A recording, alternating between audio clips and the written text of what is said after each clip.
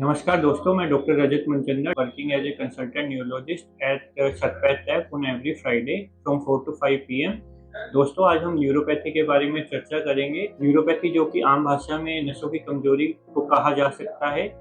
इसके लक्षण इस प्रकार के होते हैं, जैसे हाथ पैर में झनझनी होना, एड़ियां चलना, हाथ पैर में कमजोरी होना, जख्म जल्दी ना भरना एवं ठंड गर्म का पता न चलना। तो इसके अलग-अलग विभिन्न कारण होते हैं, जो कि इंडिया में सबसे पहला कारण डायबिटीज को ही माना गया है। हमें पता है कि जैसे डायबिटीज होती है, लोग कहते हैं कि हाथ पैर में आग लग रही है, कीड़ियाँ चल रही हैं, पैर से चप्पल छूट जाती है, तो इस प्रकार के लक्षण हो सकते हैं। तो ये अगर लक्षण आते हैं तो आपको इसको इग्नोर नहीं करना है। तो जितनी जल्दी होता है इन लक्षणों को ध्यान में रखें और आप अपने आस-पास किसी भी विशेषज्ञ न्यूरोलॉजिस्ट से मिलें।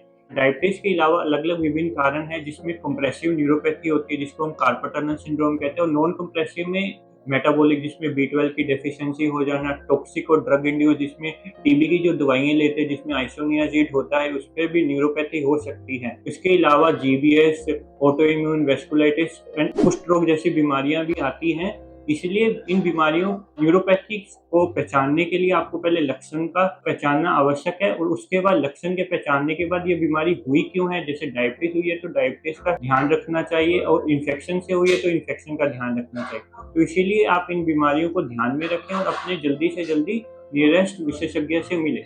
धन्यवाद।